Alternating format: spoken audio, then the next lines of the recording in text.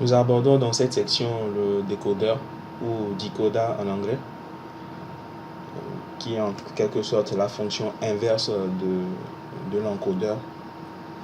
Nous définissons le décodeur en disant que c'est un circuit logique combinatoire dont l'entrée est constituée de n bits permettant 2 puissance n combinaisons et m sorties, de telle sorte que 2 exposants n soit supérieur ou égal à m. Donc si nous voyons là, nous avons notre circuit de façon fonctionnelle. Là c'est le décodeur. Il a 2 puissance n entrées et m sorties. Et parmi ces n sorties, une seule sortie est active à la fois.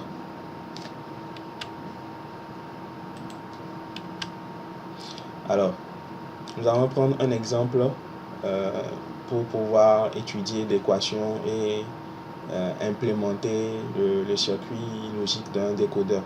Donc, dans cet exemple, nous allons prendre un décodeur 1 parmi 4.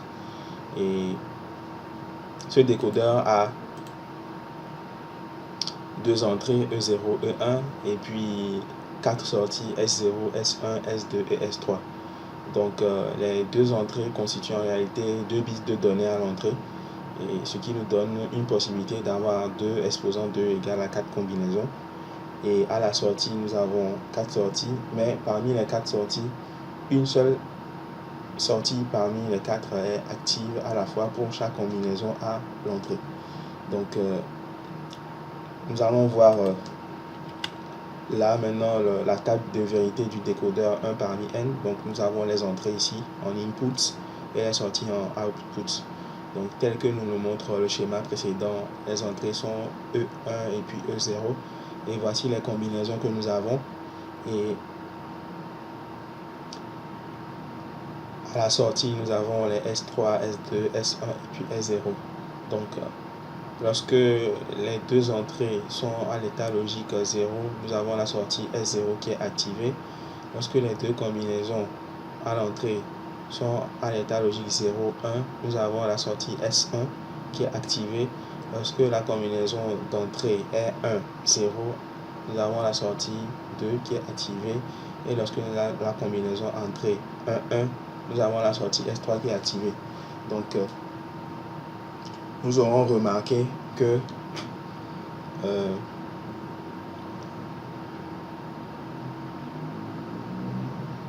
la combinaison binaire à l'entrée représente réellement l'indice de la sortie qui sera activée. Donc 0, 0 correspond réellement à l'équivalent binaire de 0 en base 2. Donc après, nous sommes ici. 0, 1 est l'équivalent binaire de 1 en décimale. 1, 0 est l'équivalent de 2. Donc cette sortie 2 sera activée, c'est pourquoi elle a 1. 1 indique qu'il faut activer la sortie numéro 3. Donc nous pouvons déduire maintenant que l'équation de S0, c'est seulement, on prend les cas où S0 est à l'état 1. Donc pour S0 qui est à l'état 1, nous avons en même temps E1 égale à 0 et puis E0 qui est égal à 0. Donc E1 égale à 0, ça représente E1 bar, et E0 égale à 0 représente E0 bar. Il en est de même pour la seconde ligne. Pour trouver l'équation de S1, on prend la case où S1 est uniquement à 1. Donc je reviens pour donner une petite précision. Donc pour S0, nous sommes concernés par cette case. Pour S1, nous sommes concernés par cette case. Pour S2, nous sommes concernés par cette case. Et pour S3, nous sommes concernés par cette case. Donc S0 égale à 1 si nous avons quoi? E1 bar, E0 bar. Ici, S1 égale à 1 si nous avons E1 bar et puis E0. S2 est égal à 1 si nous avons E1 et puis E0 bar.